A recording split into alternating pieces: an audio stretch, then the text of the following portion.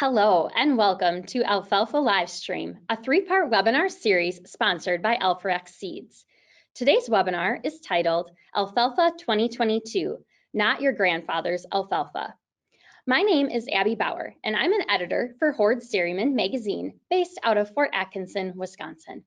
Our editorial team also produces Hay and Forage Grower magazine and the Journal of Nutrient Management. When it comes to alfalfa, our company has deep roots with the forage crop, as our magazine's founder, W.D. Horde, was instrumental in growing alfalfa's popularity in Wisconsin and turning our state into America's dairyland. Today, alfalfa makes up a large part of cattle rations across the country and around the world, and our team here at Horde's Dairyman and Hay and Forage Grower is proud to produce these webinars focusing on the future of alfalfa with our friends at Alforex Seeds.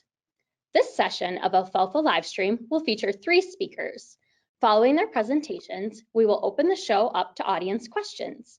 If you have a question for any of our speakers, please type it into the questions section of the GoToWebinar control panel, and we will address those later in the webcast.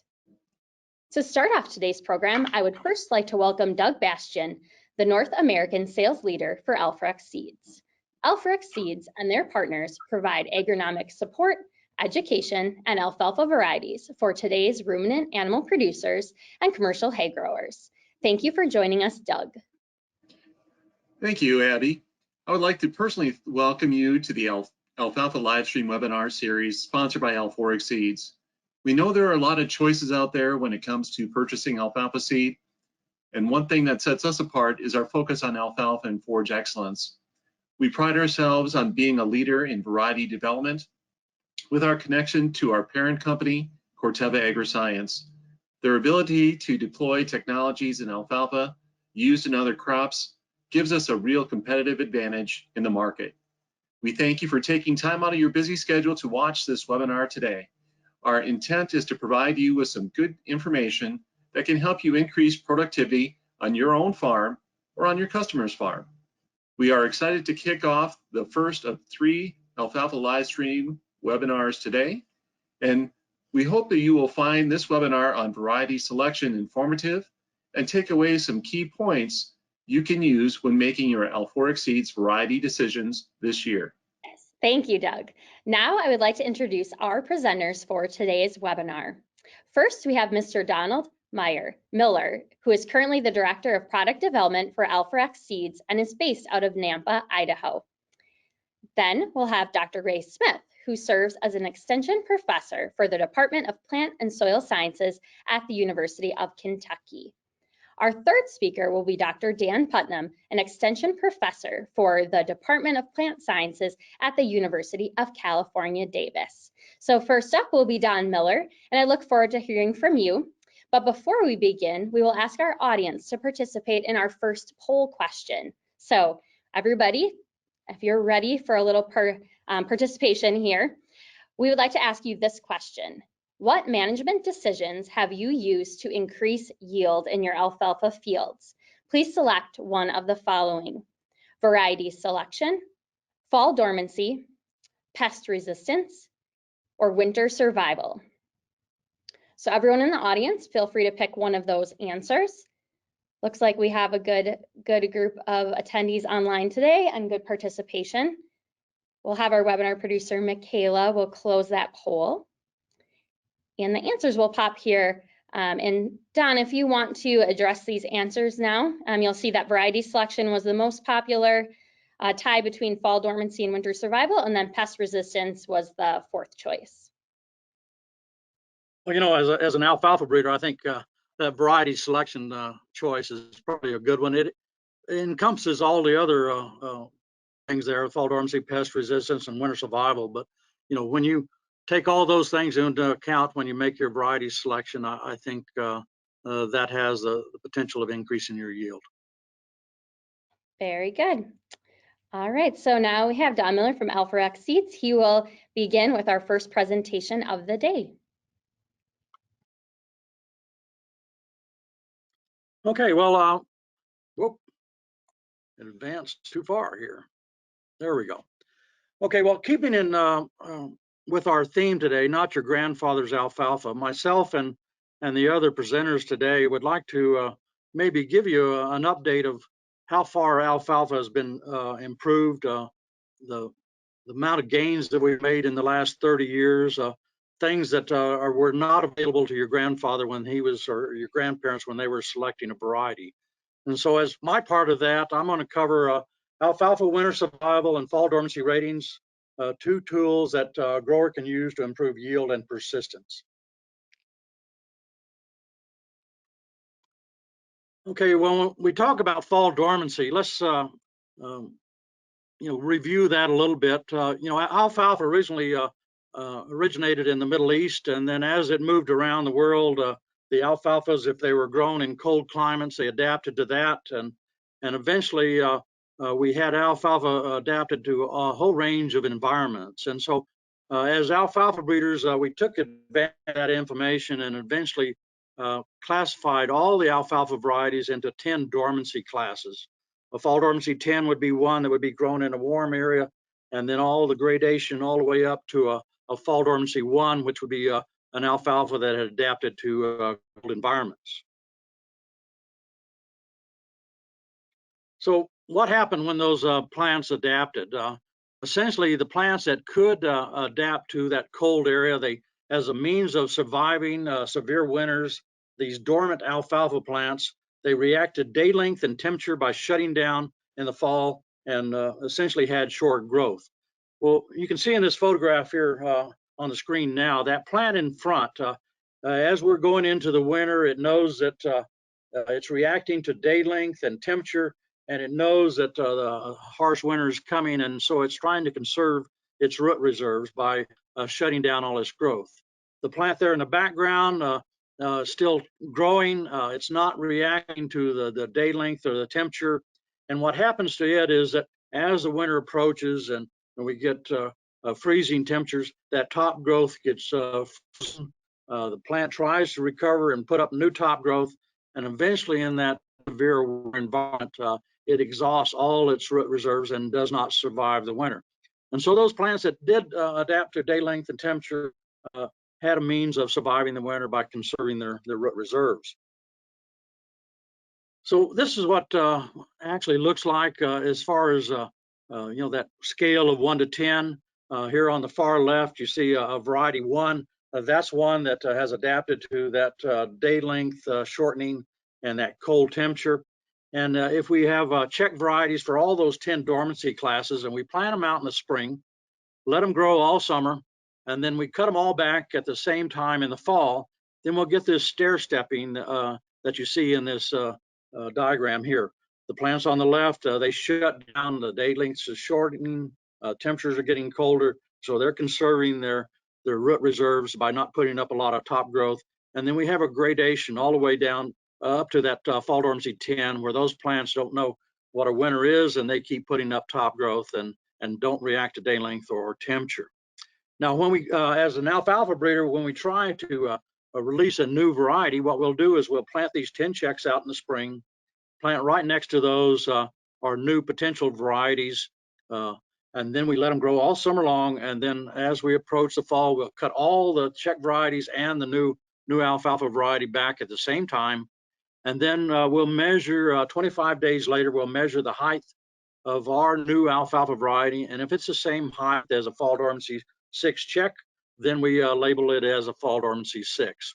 So that's how alfalfa varieties are get that fall dormancy rating, based on the height of that variety in relation to a check variety in the fall.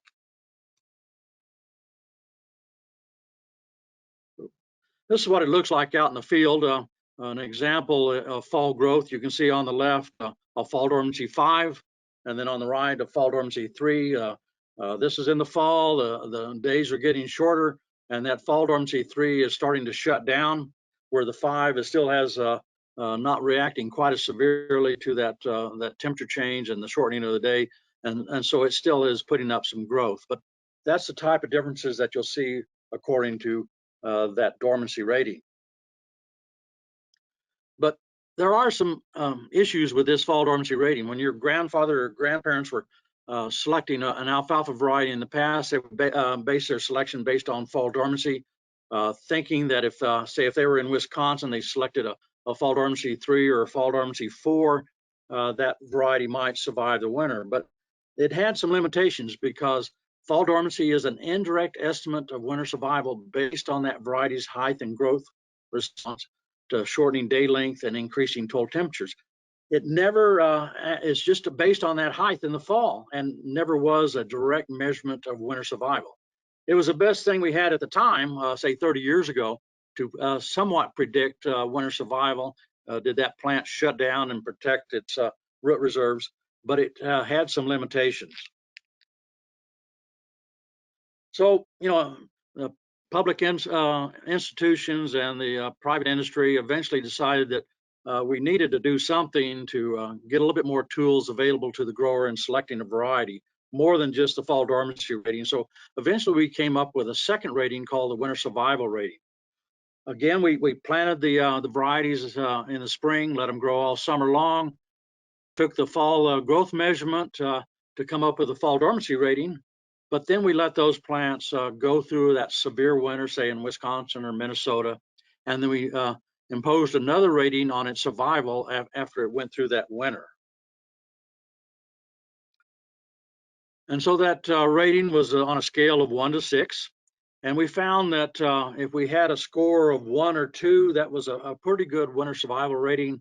If we had a, say, 4, 5, or 6, that was varieties that didn't survive the winter very well. Even though they might have done well on a fall dormancy rating in the fall, that additional rating of winter survival gave us some more information in selecting varieties.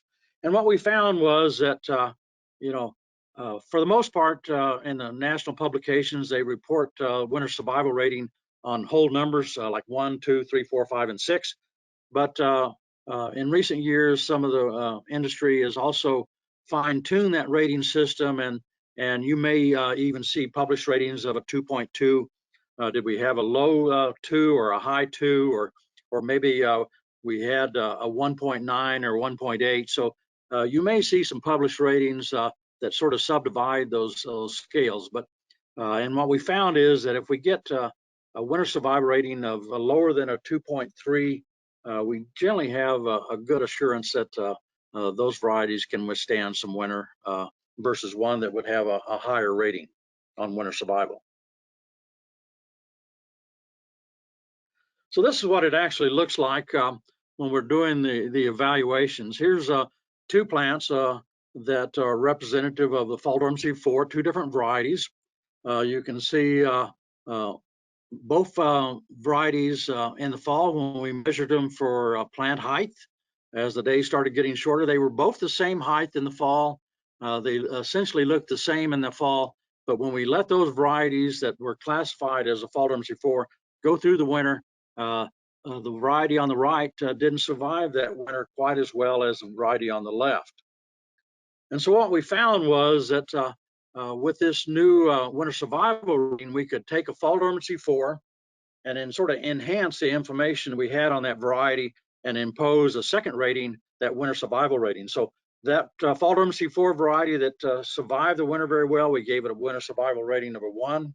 The one that fall dormancy 4 that didn't survive the winter very well, in this case, we gave it a winter survival rating of a 3. Now, if there was a dead plant, it would have got a score of 6. So again, both those plants looked the same in the fall, but having gone through the winter, they did perform differently. So when our grandparents 30 years ago were selecting a variety, all they had was that fall dormancy rating. And say if there were 84 alfalfa varieties that were classified as fall dormancy 4, they would pick one and put it in the field. But there was differences as far as survivability of those fall dormancy 4s, but they didn't have the information available to them to make that distinction. So now you can see here the alfalfa variety ratings of 2022. We have 84 varieties out there on the market that are rated with a fall dormancy rating of 4. But of those 84 varieties, there is a difference as far as winter survival. 10 of those varieties have a winter survival rating score of 1. 43 of those have a winter survival rating of a 2. So now with that additional rating, we can sort of subdivide those fall dormancy 4s and find out which ones can withstand a little bit more severe winter. Same thing on the fall dormancy 5. 30 varieties, 5 of those have a rating of 1, 10 have a rating of 2. So again, more information that our grandparents didn't have in that variety selection process.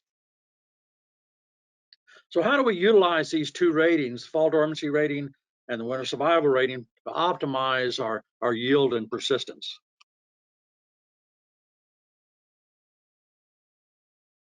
There we go. Okay, essentially when we talk about fall dormancy, as we go up that scale from a 1 to a 10, we see more spring growth. We see later growth in the fall. When you compare, in this case, fall dormancy 5 here versus a fall dormancy 3, that fall dormancy 5 is going to wake up a little bit earlier in the spring, have a little bit longer growth in the fall. And so essentially it has a little bit longer growing season. And so as you look at differences in fall dormancy, that's what the type of information that you would see. So we know that as we go up that scale on that fall dormancy rating, there's a little bit more yield potential. Fall dormancy 4 generally out yields a 3. A fall dormancy 5 generally out yields a 4. A fall dormancy 6 generally out yields a 5. But how far can we go up on that fall dormancy scale and capture that yield without getting some winter kill? That winter survival rating is what's giving that additional information to make that choice. Now, when our grandparents 30 years ago were selecting a variety, all they had was that fall dormancy rating. And so sometimes they would pick a fall dormancy 4, maybe in the past they were doing a 3, and they wanted to capture a little bit more yield going up in dormancy. They'd plant a 4, go along a couple of years, do very well, and then all of a sudden they got some winter kill. Well, it seemed like the only reaction that they could do in the future was if they wanted to prevent winter kill and they had a fall dormancy 4 that did winter kill, they moved back in fall dormancy and selected the next time they planted alfalfa a fall dormancy 3. But again, they gave up a little bit of yield potential in doing that. So we know that as you go up in that yield, that fall dormancy rating, we have more yield potential. But with that second rating, that winter survival rating, now we have another tool that wasn't available to our grandparents to temper that a little bit and get some insurance policy of being able to survive the winter. So now if we say in the past we normally used fall dormancy 3 on our farm, but we want to increase the yield potential a little bit, switching from a fall dormancy 3 to a 4. As long as we take in tandem that selection using that winter rating as a means of predicting how well that fall dormancy 4 is going to survive the winter, as long as we're in that 2 range or lower, we have a little bit of an insurance policy saying that we can capture a little bit more yield moving from a 3 to a 4, but have a little information as far as survival of that 2 and a little bit less fear of winter kill. Same thing if we're moving from a fall dormancy 4 to a 5, again, paying attention to that winter survival rating gives us a little bit of assurance that we are going to have a better variety as far as surviving the winter. Now again, when we move up in dormancy, pay attention to that winter survival rating. If you're moving from a 4 to a 5, make sure the winter survival rating is less than 2.3. If we're moving from a 3 to a 4, again, keep aware of that winter survival rating. Now, this is not absolute. Like I said, even within a fall dormancy 2, there's high 2s, low 2s, again, and there are other factors that can contribute to winter kill, but it does tell you within that fall dormancy 5 or in that fall dormancy 4 which varieties are the best as far as winter survival, and then gives you a little bit more educated choice on picking your variety that with a little bit more yield potential, but also the ability to survive the winter. So Abby, I think that is all I have.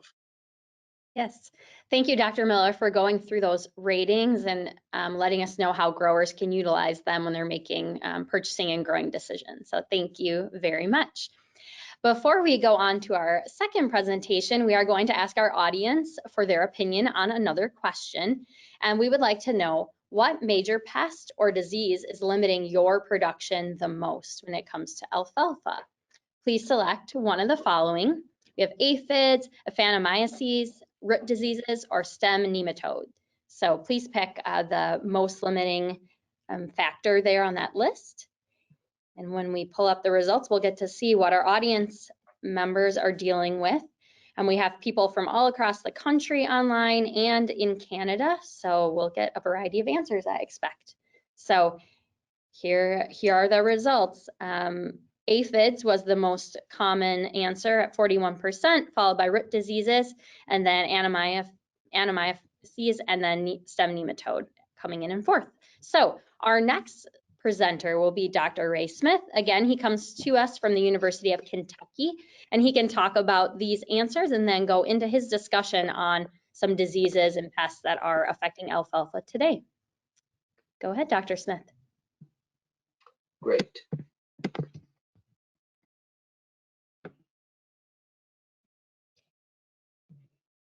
Glad to be with everyone today. And each of those answers that you gave, I'll talk about that in different aspects as I talk about what is important when making a variety decision, especially in relation to pest resistance. And I'm often asked this question by producers in Kentucky and surrounding states. So I'll just kind of take you through the kind of practical answers that I give, and hopefully that is useful to you.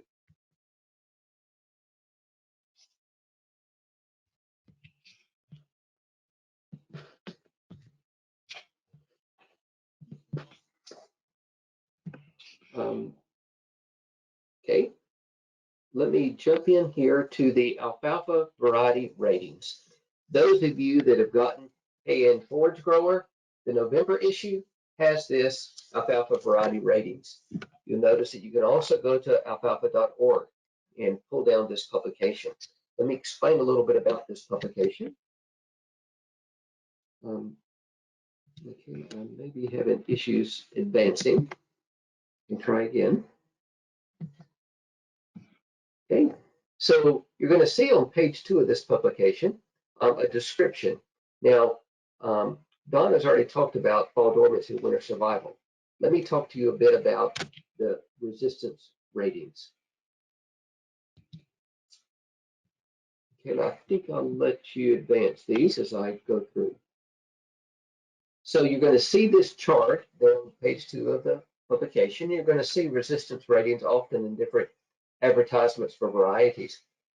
And it's kind of obvious that you want something resistant. You don't want something in the susceptible category. Let me explain what each of those mean. So susceptible means majority of the plants are going to die if that disease is present. Low resistance as well. So you want something that's going to be in the moderate resistant category, resistant or high resistant. So MR, R, or HR. Now you'll notice that even at the high resistance, the HR category, that's greater than 50% of the plants are resistant to that pathogen. It'd be nice if there was 100% resistance, but due to the broad genetic background of alfalfa, that rarely occurs. But we found that in alfalfa, the populations are very broad and the number of plants in the field is sufficient that if you have greater than 50% resistant, you tend to have very good survival. And in many cases, even that resistant category, that 31 to 50% of the plants resistant are suitable. So let me just give you an example of that with the variety response to the disease of Aphanomyces. So if you look on the bottom, you'll notice the 3 varieties are rated as HR. Each of these columns is a variety. We've got 7 there that are resistant, a couple moderate resistant, 1 low. The marks here mean that there was no notation, which we would assume would mean they're susceptible. The bars that you see, they relate to the vigor of the plant, the vigor of the stand, how vigorous the seedlings were, say a little bit over a month after planting. The line that you see across here relates to the plant survival or the percent stand. So the line up here toward the top of the graph is 80 to 100% of the stand was there. The line down low means a lot of plants had not survived. And so you'll notice that those varieties that had an HR or R resistant rating, they all had good plant vigor, they all had good survival. So kind of going along with what I said before, is that an R or HR generally is sufficient for a very good stand. But when you move into those categories of the moderate or low resistance or no rating, then often you have poor vigor and you have poor plant counts. There are many disease pests in the US. Now, the ones I've listed here are those that we actually have resistance to. Bacterial wilt, verticillium, fusarium, anthracnose race 1, Phytophthora root rot, Aphanomyces race 1 and race 2. Now let me show you the picture of those disease pests in just a moment. So Phytophthora root rot, you notice there on the left, there's a healthy, vigorous root, very white type appearance. That's what we want. Phytophthora root rot, though, causes discoloration of the root. Eventually, it causes the root to actually rot off. The plant may still survive, but it has a very shallow root system. So that's not what we want. So that's Phytophthora root rot. Fortunately, there's high levels of resistance. Anthracnose, that disease is noted by diamond-shaped lesions on the stems and a shepherd's crook type appearance to the stem. That's what anthracnose looks like. Again, fortunately, we have good resistance in many varieties to anthracnose. So you may ask, how do I know what diseases I have or what insect pest I have? You can get this Alfalfa Analyst publication. Easiest way is alfalfa.org. But even if you just Google Alfalfa Analyst, it's going to pull that publication up. And it's going to show you pictures of the major disease pests, the major insect pests, even some of the nutrient deficiencies. So I encourage you to pull up that publication. Now let me go back to choosing a variety. So Alfalfa Analyst isn't going to tell you the variety to choose. It's just telling you what diseases and where they occur. But if you get this alfalfa variety publication, and as I mentioned, the November issue of Hay and Forage Grower has the 2022 edition, and that's going to tell you much more specific information. So for example, in that publication, we have 4 varieties here, A, B, C, and D. These varieties, this is actually in the fall dormancy rating 4 in that category. You'll notice that all 4 of those varieties have resistant or highly resistant to the major pathogens. So all of these diseases, they are R or HR with one exception down here. So the long and the short is for those diseases, any of those varieties would do well. If you wanted extra insurance, then you'd choose a variety like B that had HR or high resistance to those main pathogens. But if we go to the fall dormancy 8 category, you're going to see that of the 4 varieties that I've chosen here, A, B, C, D, then several of those do not have high R or HR resistance. In essence, if there's a blank, you can assume that it's susceptible or it has a low resistance. So, what do? You could just say, well, I'm not going to choose those varieties that are in that have a blank or are susceptible. But you can refine that a little bit more because there may be a very good variety adapted to your area. So let me just explain how to go through and determine if that disease is a problem in your area.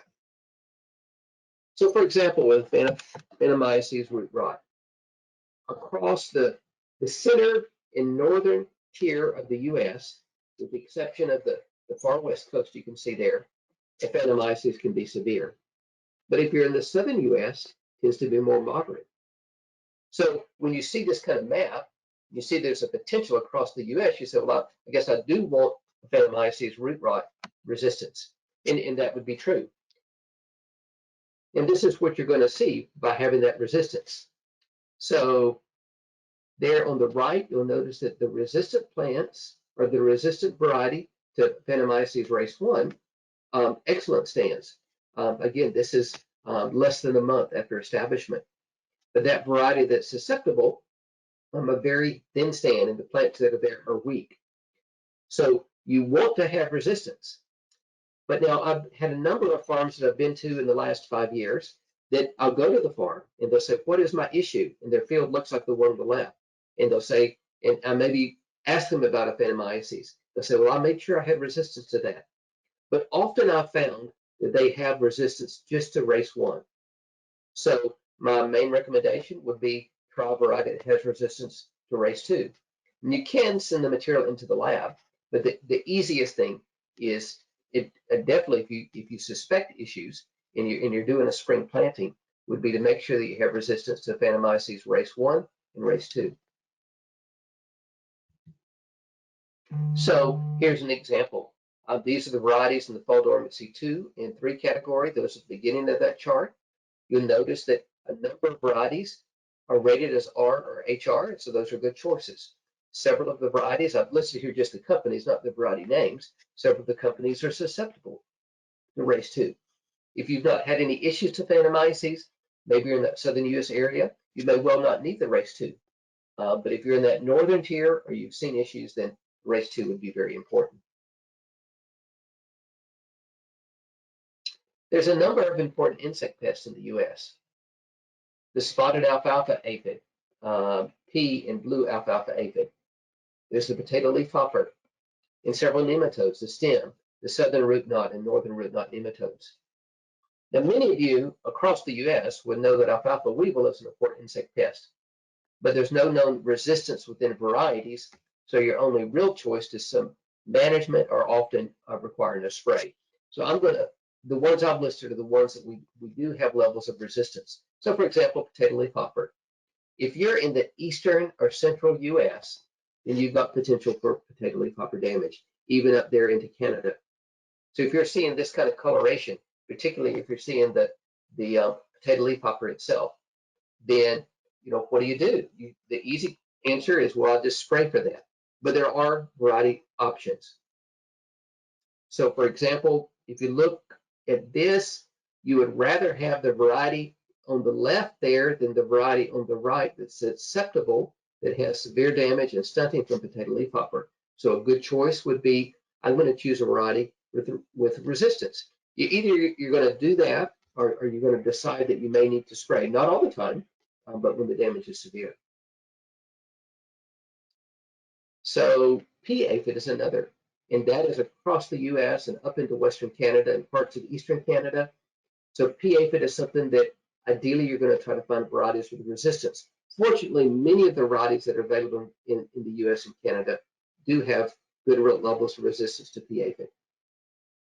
If you move on to another aphid, the blue alfalfa aphid, fortunately, the severity of blue alfalfa aphid is more in the Southwest. But in recent years, even since this map was published, it's moved up to some issues even in Southern Oregon and Southern Idaho. But if you're in the Eastern U.S., there's very little worry with blue alfalfa aphid. So it's not something that would be a priority. So if we look at the chart, the alfalfa variety ratings, and this is varieties in the fall dormancy 2 and 3. There's only 3 of the ones I'm showing you that have resistance to the blue alfalfa aphid. Again, if you're in areas that's not an issue, then there's no reason to choose a variety like that.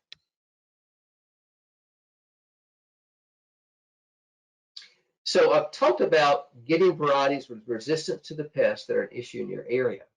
But don't forget the importance of management, both just for yield, but also in helping alleviate pest issues. So things you can do: buy good quality seed, avoid poorly drained areas to plant alfalfa into. Do not plant alfalfa after another legume crop. Keep soil pH and nutrient levels at optimum. Control insects because they can interact with diseases. Cut at a late bud stage to allow replenishment of root carbohydrates. Buy resistant varieties if pest issues are known to be a problem in your region. Let me just give you a couple of examples of what I'm talking about. So the picture on the left, you'll see there's damage from potato leaf hopper in much of that field. So by this time, you can't go back and decide I want a resistant variety. You're too late. You're going to have to spray. But you may see damage in the field, and it's actually a management issue more than a potato leaf hopper. It may not even be potato leaf hopper. It may be boron deficiency, because boron deficiency stunts the plants and causes yellowing of the leaves.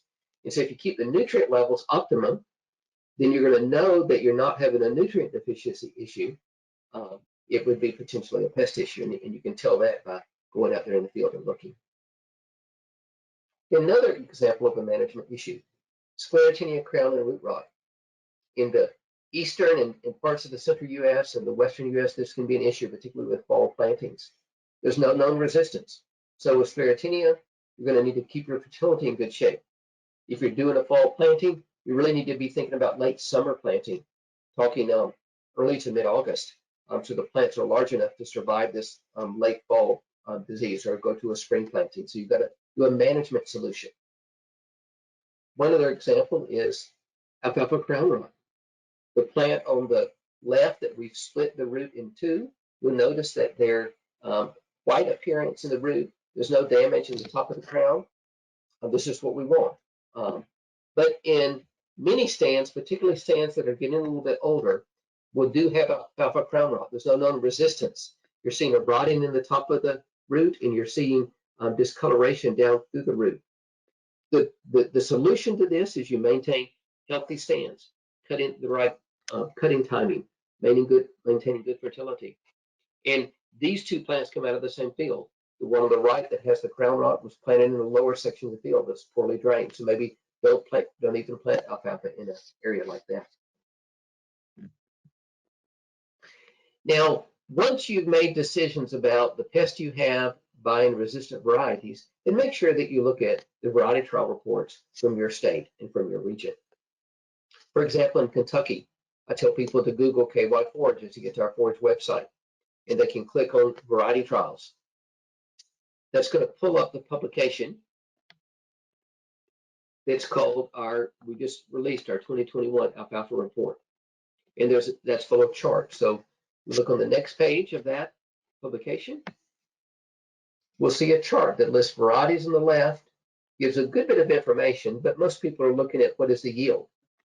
So your goal is to choose a top yielding variety, not just one that has good pest resistance, but one that also yields well. That's kind of obvious. One that shows good stand survival is another obviously important thing. So once you've chosen based on that, there are a couple of other comments that I have. So quoting from an article that Dan Putnam wrote a few years ago, he said seed price is important at some level. If you don't consider variety performance, then you may be losing yield potential. So the real point here is don't be thinking first about price, which often we tend to do when we're buying things. Seed price should only be considered if two varieties show equal performance in pest resistance. Often that higher price seed is higher price because of that package of good yield, good pest resistance.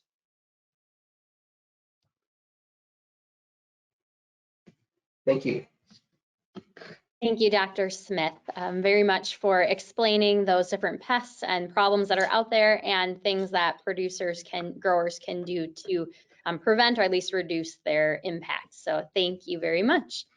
And the quote that you had very smoothly leads us into our third presenter for today's webinar. But first, we have one more poll question for our audience. So everyone, if you could please look at the poll on your screen and pick one of the answers for the question. What trait is most needed in a new alfalfa variety? And this is your opinion, purely your opinion, but drought tolerance, forage quality, herbicide tolerance, or salt tolerance. So if you could pick an answer there. And in a moment, we will close the poll and see what our diverse audience sees as the most important factor in a new alfalfa variety. So we had two that rose to the top. Drought tolerance was the first at 45%, followed by forage quality at 38%, and then both the herbicide tolerance and salt tolerance came in at 9% each. So our next speaker, Dr. Dan Putnam from the University of California, Davis, can address those poll results, and then he will be talking more about the future needs of alfalfa producers and what might be coming down the pipeline in alfalfa varieties. So please take it away, Dr. Putnam. Thanks very much. A pleasure to be here and speak with you today about alfalfa varieties. I was pleased to see some of the responses in the poll. In the West, of course, water is one of the key issues, but even in rain-fed areas, you know, we have drought problems, and so that is a definite issue. I'm going to talk today a little bit more about the you know, the process of producing alfalfa varieties, but also what our objectives might be. Let's see if this is going. So I got a hesitation there. Okay, there we go. What are the needs of an alfalfa producer? Well, we certainly need high yields and high levels of pest resistance, and those are probably some of the key issues. Don talked with you about stand persistence and winter kill, cold tolerance, but also heat and salinity tolerance are key. And drought tolerance is probably key in areas where water becomes limiting, like here in California this year and over many years. But we're also looking at for unique traits and high quality. This shows a kind of interesting. You know, the title of today's webinar is "It's Not Your Grandfather's Alfalfa." Now, I think you can see here that the differences in yields in California and Arizona over many years back to the early part of the 20th century, where we had essentially no breeding had been done at that point. And then the breeding of new varieties came into play in the 60s and 70s and even 80s. But we had a lot of other improvements, particularly in mechanization of haymaking. But we've seen a leveling off, actually, unfortunately, of yields over the last 20 years or so. And I think a lot of it's due to the increased demands for high quality and shorter cutting schedules. Next slide. Okay, and this is actually all over the country. We have a difference between the average yields. This is, you know, the gray bars here are the average yields in a region. And the orange bars are the top 10% of the farms in that region. And then the blue bars are the cultivar trials, for example, in Kentucky, where they report cultivar yields, or here in California, where you see the difference. So this is what we call the yield gap. We know that for sure that we can improve yields in alfalfa. And the question is, what is required to bridge that yield gap between the average yields in an area and the potential yields in that area? Variety choice is really one of those key aspects, and but it's along with lots of other management factors. And I think even breeders would admit that some of these agronomic factors are probably as important or more important in many cases than the variety selection. But we have to think of it as a package with good drainage, weed and pest management, optimum cutting schedules, harvest management, and irrigation management. And we need, on the case of the varieties, we need defense, that is resistance and tolerance, and also offense, that is yield and quality improvements. Can you tell the difference between varieties in the field? And I would challenge anyone in the audience, with the exception of Don Miller, which maybe he could tell, I don't know. But to walk into a field and say, I know what the name of that variety is, you really simply don't know whether the variety is a limiting factor unless you put them side by side with another variety. Let's see, for some reason, this is not advancing. Okay, and in this case, you can see here the variety comparison in a short season 4-cut system up in the Intermountain area of California and Oregon. You can see here, you don't really see the differences as dramatically in that environment as you would in, say, Davis in the Central Valley, which is a long season 7 or 8 cut system. And here you can really see the yield differences into that situation. So, but even here we had about a 15% yield difference, and here we have about a 30% yield difference in that environment. And is that an important difference? And the answer is absolutely yes. And this next graph shows only the difference due to variety choice over, say, a 3 or 4 year period. You can see here the difference between the highest and the lowest yielding variety in our trials here at in Fresno County. You can see, and the question is that economically a good return on investment? And generally speaking, the differences in in the seed are on the order of $2 to $4 a pound between the highest price and the lowest price seed. And that's a very small amount of money compared with the return in yields over a period of time. So you got to look at the performance of a variety, not just the cost of the seed. This is the process by which varieties are developed. Essentially, a breeder will assemble germplasm from lots of different areas of the world, develop populations, evaluate those families, and select top performance, and also hybridize and select or cross those lines to try to understand what the optimum combination might be. For some reason, these are not advancing quickly. They also will repeat this process to make sure that they get a variety that can be put into a field trial for eventual release. Now, this whole process takes between 5 and 10 years, and it's a very painstaking process. And but the seed you see in the marketplace is a reflection of the tremendous effort that private companies or universities might have done to develop new varieties. This process takes older lines, which are just very highly variable. There's some good lines in there and some very poor lines, and the mean value of those populations is very low, whereas as you go on, the mean value of those populations becomes higher and higher in terms of yield and other characteristics. This is a diverse population of alfalfa variety is a population, not a uniform type of product. So this shows some of that effort that goes into that individual plant selection, putting them in different kinds of environments like salt environments, cold environments, and so forth. Next slide. Why don't you go ahead and advance them, because they're not advancing fast here. You can see the half sib families, the crosses that are done. Next slide. And then eventually you put them into yield trials. And here we're trying to predict yields with drones using drone flights. Next slide. And finally putting them in trials to test against many other companies or other varieties in those trials to have data available. Next slide. What does the future hold for alfalfa varieties? Well, we're hoping certainly higher yields, but also there's a lot of promise of biotechnology. We have 2 traits currently available, Roundup Ready and Harv Extra. And coming down the line, CRISPR-R is genetic modification, which has a different regulatory pathway than insertion, which is an important thing. And we're also looking for breeding to help us solve this yield quality trade-off that we see.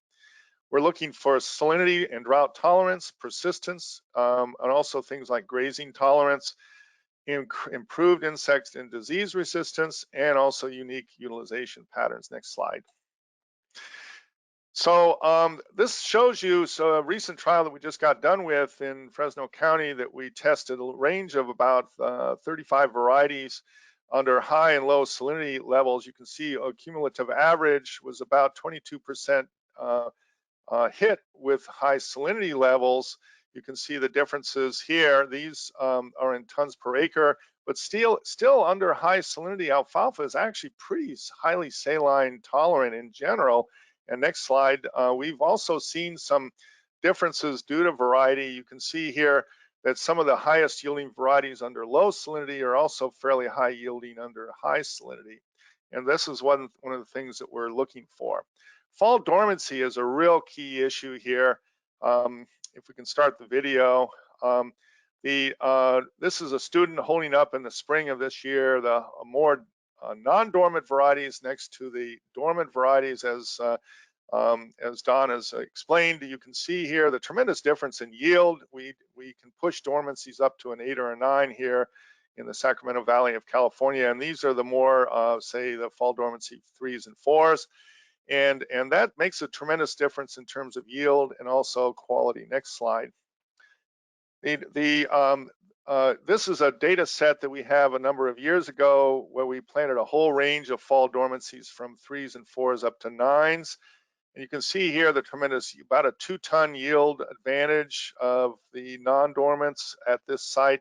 But you can see a reduction in quality. So these non-dormants tend to be a little lower in quality because they grow so much faster and have a higher stem ratio compared with the leafier leafier dormant varieties, which grow slower and are lower yielding, but they're much more leafy. Next slide. But the key issue is that you have to choose a fall dormancy appropriate for your area. This is the high elevation plantings up in the Intermountain areas of the Pacific Northwest. Next slide. And here's the plantings down in 11 cut system near Mexico and in southern Arizona, where you see here fall dormancy 8s and 9s. You would not plant a fall dormancy 4 here. It would really limit your yields. Next slide. We have, though, a tremendous effect of quality, and this is the average penalty, I guess you'd have to say, for lower quality. These are the Supreme, the low fiber haze, and these are high fiber haze. And this data set from about 10 years ago gives you about a $40 to $50 penalty for low quality. Next slide. We do know that cutting schedule probably has a more important effect than variety, but varieties do have an effect on quality and can have an effect on quality. And the easiest way to get there is, of course, with lower fall dormancy, but then of course you get a yield penalty. So these early cuttings give you about 2 tons or 2.5 tons less than a late cutting, but you look at all the high quality harvests in there. Next slide. One of the ways to try to break this is to have varieties that have improved quality characteristics. This is the Harv Extra and the High Jest trait that we tested here compared with conventional. And yes, you get a better digestibility in these lines compared with conventional lines at the same cutting schedule. Keep in mind that shorter cutting schedules also get you the same place. Next slide. So the concept there is that some of these interact with cutting schedules so that you can extend your cutting schedules to a later cut and still obtain the same NDF digestibility as an early cut system. And so this is actually somewhat of a yield trait as well as a quality trait. Next slide. Remember that there's a lot of targets for alfalfa breeding. Next slide. Just keep going through this. And we want to look at both offense and defense. Next slide. And these are the range of varieties currently available, and we really need to take advantage of this because there's a lot of effort that goes into these varieties. Next slide. And we also publish information about our variety trials. We tested currently about 4 places in California, and so that data is available to anybody. Next slide. And remember to follow what Ray mentioned here, is that your recommendations are going to be local. For example, in the Central Valley here, we would look at fall dormancy 7 to 10. We don't really care that much about winter survival. It's pretty mild winter here. We don't actually have Aphanomyces in that area or potato leafhopper, but we do have a big problem with pea aphids and Phytophthora and nematodes, particularly stem nematode. Next slide. Each variety takes 5 to 10 years to develop, and remember, we got to take advantage of those efforts. We need to reject those varieties which are old enough to vote. We put them in our trials because they generally are at the bottom of our trials, but you need to take advantage of all that breeding effort. The full genetic potential of that crop is contained in that tiny little seed. And varieties really are populations with lots of diversity, which is a good thing to some degree. And we need to look at local adaptation and buy only the highest quality seed. Next slide. So key points here, and that is look at performance first, look at yield, look at fall dormancy adaptation for your area, push the fall dormancy to a highest level as they still survive the winters. prioritize the pest resistance rating, look at evidence for superior persistence, biotech traits, and the quality issue, but watch for this yield quality trade-off in alfalfa varieties and as well as with cutting schedules. So with that, bring it to a close. I don't know if you have any questions. Yes, thank you very much, Dr. Putnam. And once again, I'd like to thank Dr. Putnam, Dr. Miller, and Dr. Smith for sharing this background information, your knowledge on alfalfa, and then recommendation for growers across the country and wherever they're located. So thank you very much. At this time, I'll ask all three of our panelists to turn on their cameras, and we will answer audience questions. If you are listening in today to our live program, feel free to type any questions into the questions section of the GoToWebinar control panel on your screen, and we will answer those now. So please go ahead and submit your questions. We have a few questions here, so I will start. And Don, I will send this first question to you. If my alfalfa winter kills, can I plant alfalfa seed to thicken up that field? It sort of depends on how old your alfalfa field is. If you just planted an alfalfa field and you got winter kill during that first year, you can come back in and replant and thicken that field up with alfalfa. But if that alfalfa field is older than a year, we have a condition called autotoxicity, where the old established plants are putting something in the soil that would inhibit the growth of new seed out there in the field. So if you're older, if you have winter kill in an older field, say 3 or 4 years old, maybe you need to take that alfalfa out and plant some other crop, or maybe even come interseed a grass into that thin alfalfa. Thank you. Would anyone else like to add to that one? That's exactly how I word it when I'm talking to producers. So something really important for producers to remember. We would have the same recommendation here, no difference of opinion. Very good. This next question, Dr. Smith, I'll start with you. Am I better off to plant a potato leafhopper variety or spray a top yielding variety to take care of that pest problem? I think if you have a choice of varieties and one is definitely higher yielding based on local test than another one, then I would rather someone go ahead and spray. But if the yield is equal, then the resistance would be useful. Or if you really do not want to spray, then you've got that ability to plant a potato leafhopper resistant variety. And some people are willing to take a little bit of a yield loss to not have that nuisance or that spray. Good point. Any additional thoughts? No? All right. Dr. Putnam, here's a question that I will send your way. If a variety has, or do you feel we are seeing significant advancements in alfalfa as we are seeing in other crops? So do you feel like alfalfa is keeping up to the technology that's being produced for other crops? With all apologies to plant breeders, Don, I think in some respects we are not keeping up with other crops. I mean, certainly when you look at our, I guess, a wealthy cousin corn, which corn advancements, and there's a lot of biological reasons for this, but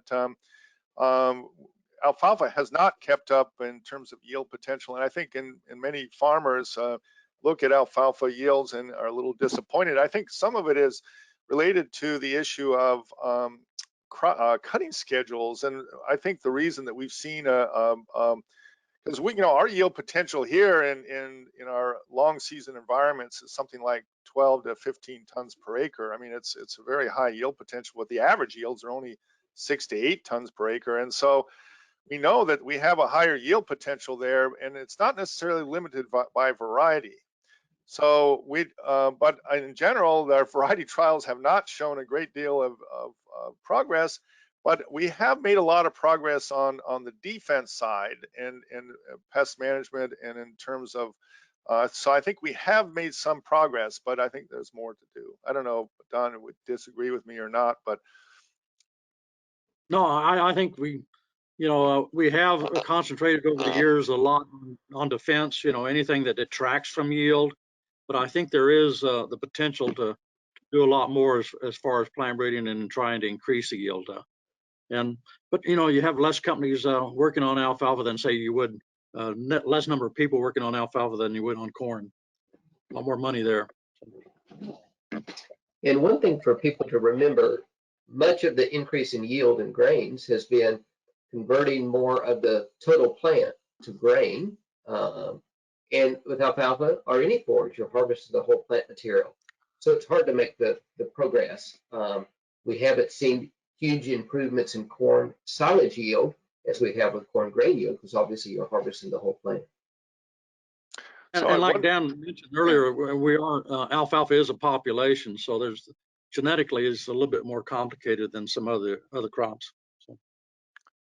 Well, the other thing, just to add to that discussion, is that we need to design our cropping systems. I mean, I guess I would have to say as an agronomist that some of the agronomic management issues like soil fertility or cutting schedules or irrigation management or other kinds of limitations like soil drainage, for example, are going to be more limiting than the variety necessarily. And so we have to design a whole system that comes together. So you have, if you put the crop into a high yielding environment, we need to have those varieties that will do very well under that high yielding environment.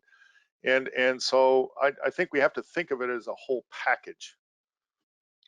I think I agree with Dan there. You can have the very best alfalfa variety, but if you don't have a good fertility program or you don't manage it right, it's not going to perform. So I think it is a whole package. So. Good discussion. Dr. Miller, we had a question that came in for you. They ask, is anyone growing a 5 fall dormancy rating with good winter survival in the Utah, Idaho area?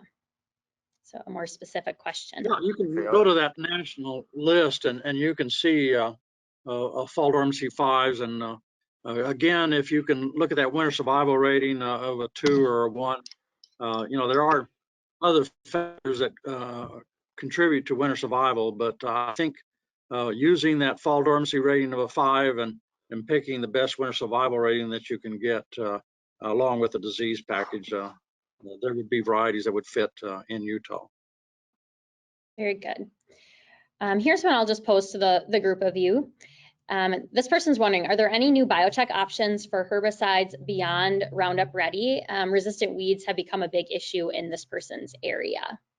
Any comments on that question or thought? I don't believe that. I think there may be some efforts in that, but I don't think anything real active or on the horizon in the near future. Do you think, Don? I haven't heard of anything. No, I agree. I don't think there's anything in the near future that that you're going to see. But one of the things I will add to that, Abby, is that we did a publication a couple of years ago, which is how to avoid weed resistance in Roundup Ready alfalfa. And Roundup Ready alfalfa has the same problem that Roundup Ready corn and cotton and so forth have, that we could develop resistance. In fact, we have developed, weed resistance in Roundup Ready alfalfa to some degree. And so we need to avoid that. And there are management factors that you can use to address that. So those of you who are interested, shoot me an email or something, I can send it to you. It's the other thing I would add is make sure you plant a good amount of seed, get a good thick stand to begin with. That helps reduce some of the weed pressure. And then there are some conventional herbicides that you could use, but again, that good stand of alfalfa, making sure that you have good fertility and manage it right, a thick stand helps you as far as that weed pressure out there. Mm-hmm. And let me add, when we were first doing trials with Roundup Ready alfalfa, definitely Roundup did a great job of controlling weeds. And in the non-sprayed plots, we might have 90% weeds, 10% alfalfa in the first cutting. But almost across the board, by the last cutting of that first season, there was very little difference in yield and in the percentage of alfalfa. So good, as both of the speakers have mentioned, good seed, good planting rate, good fertility, getting a good stand, maybe living with some weeds that first or second cutting, letting the alfalfa grow back and compete. That's really your best defense against weeds. Thank you for that advice. Sounds like going back to the basics can really help prevent a lot of problems.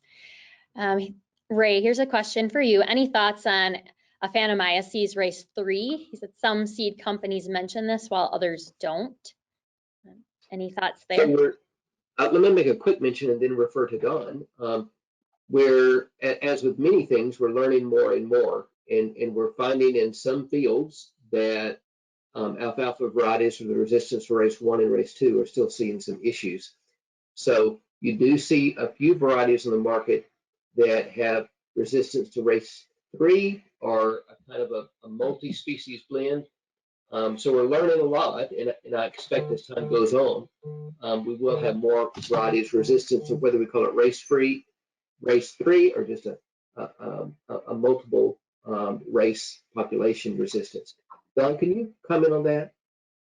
Yeah, I think the multi-race is a good way of describing it, because right now, there is some talk of a race 3, but there isn't a standard test, and so we don't have a check variety to compare to anything that claims a race 3. So I think some of the companies are saying they have a multi-race, and I think that may be a better approach until we actually have a standard test to really quantify what type of what level of resistance do we have to any other races that might be out there. And so make sure you get a race 1, race 2, or a company that is getting multiple race resistance in their selection process. And now let me add, if people are having a Aphanomyces issue, if they go with a late summer planting, that typically avoids the issue in Kentucky. Can you make a comment on that? Is that a success? I think that's an option. There's also on seed treatments, they do, for years and years we used apron on alfalfa as a seed treatment, but now there is the option of another fungicide called Stamina, which has activity on Aphanomyces. So if you're trying to get off to a good start, having a seed that has some fungal treatments that are effective on Aphanomyces might get you off to a good start. Okay. Our next question is, what alfalfa traits are important when planting a field that is 50% alfalfa, 50% some other grasses? Anyone have comments or recommendations there? I tend to give the same recommendations that I talked about in my presentation. If it's a mixture, obviously if it's a mixture, you have very few options for weed control except for good management.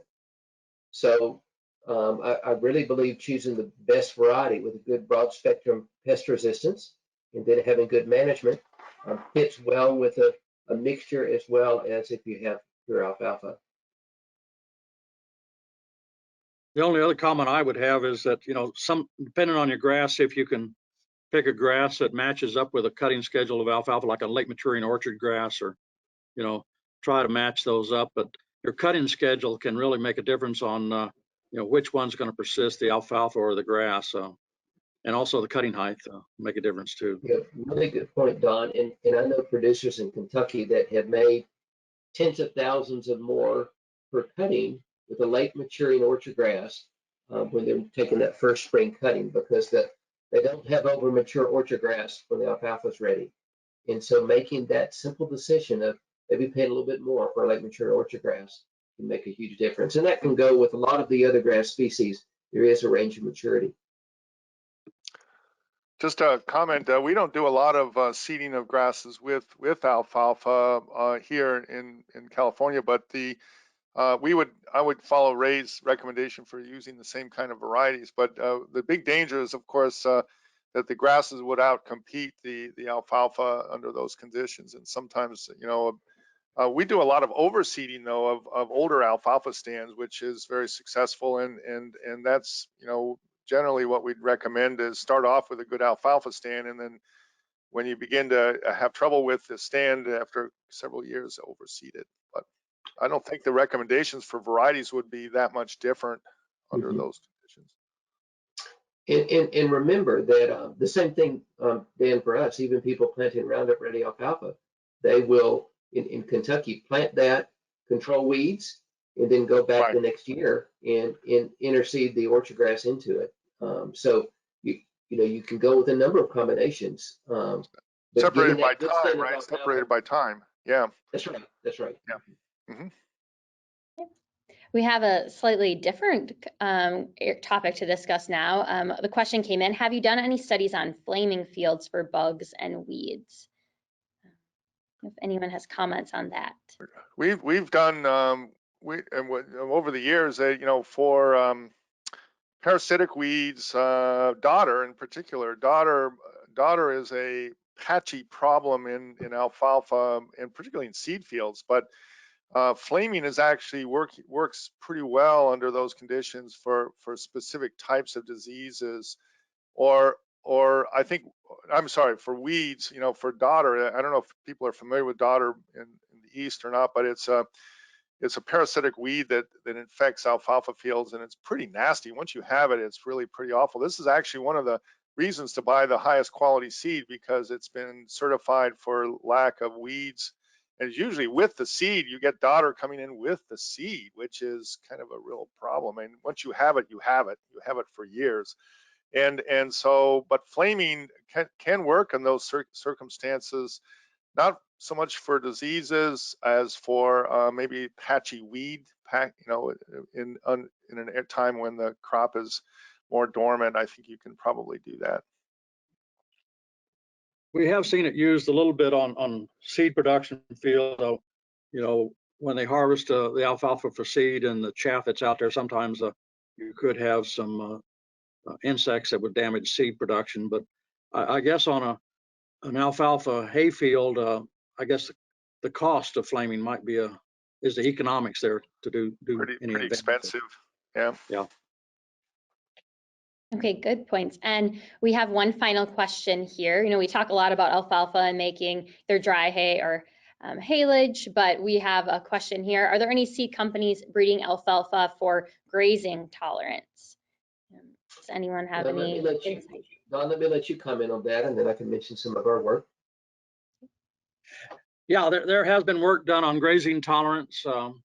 Our company has done some work on that, and we actually have a variety sent in to Ray's location to test for grazing tolerance. But again, there is work being done on that, and there are a few choices out there. Right now, if you look in the variety ratings, there's only one or two varieties listed with high resistance to grazing. If you go to our website, again, Google KY forages and go to the alfalfa grazing publication, and we've got a summary chart that lists the varieties that have been tested over the last 15 years, and you'll see that several in there show superior survival under grazing. Now, important comment, any alfalfa will survive grazing if you use the grazing like a hay management. So you give a long rest period, you give a month rest period, and you don't leave the animals on there ideally more than 3 to 5 days. So you have a good rotational grazing system. The grazing tolerance varieties, the advantage is if you're not able to follow that pattern, if there's times that you need to leave them out there longer or graze a little bit quicker, then they give the benefit of survival under those conditions, or maybe wet soil conditions that can survive a little bit better. You don't want to put animals out on most alfalfa varieties if the soils are wet, because the crown damage can lead to crown root rot, etc. So that's the advantage of those varieties. But don't avoid grazing. Just make sure you manage like you would be managing a hay seed. I'll put a plug in here for Ray's recent a booklet on grazing alfalfa, which just came out about 6 months ago, Ray. Yeah. Mm-hmm. And it's an I was co-author on it, but it's essentially a really nice review of how you graze alfalfa, and many varieties are suitable to that, and it can be done. A lot of us are afraid of doing it, but it can be done, and it can be done very successfully. So if you go to alfalfa.org, go to alfalfa.org under education and publications, you'll see the grazing alfalfa and several other ones. Or simply Google grazing alfalfa publication, and I'm sure that'll pop up. Don? Yeah, under proper management, grazing is an option. It's just You know, a lot of people here in the U.S. are afraid of bloat, and but in other parts of the world, like Argentina, I used to do some work in Argentina, and a lot of alfalfa is grazed in Argentina because of lack of equipment. But again, it has to be proper management, and there are options there. Yeah, in Argentina, you're talking about millions of acres. Actually, if I walked out my back door within about a half a mile, I'm going to find lots of grazing animals on alfalfa in the winter here in California. Mostly sheep, goats. Yep. Well, thank you for discussing that topic. And then also the reminder to our audience that there are many resources out there from either educational institutions or companies that can be utilized to help improve alfalfa production on the farm. So thank you to all of our audience members for submitting those insightful questions. We had a good discussion here. And thank you to the three of you, Dr. Miller, Dr. Smith, and Dr. Putnam, for both your presentations and for offering some more insight and additional information in these question and answer sessions. So thank you very much for that. For everyone who's listening today, I want to let you know that there will be a survey that will pop up following the webinar, and we would appreciate it if you would answer those few questions. It helps us further shape future webinars. And then speaking of future webinars, I would like to ask you to please mark your calendar for the next webcast in the Alfalfa live stream series. Our next presentation will take place in the new year on January 6, 2022 at 11 a.m. Central Time. This webinar will be titled, The Rodney Dangerfield of Field Crops, Why Alfalfa Deserves More Respect. So hopefully that piques your interest. And again, this webinar will be sponsored by Alforex Seeds, and our guests will include Dr. Glenn Shoemaker from the University of Idaho, Dr. John Gazer from Cows Agri Consulting, and Dr. Earl Creech from Utah State University. So we'll have another strong lineup of speakers, and that's sure to be a great program. So we hope to see you then. Once again, thank you to Don, Dan, and Ray for the knowledge you shared today, and to Alforex Seeds for their sponsorship of this program and this Alfalfa live stream series. We hope you'll make plans to attend a future webcast.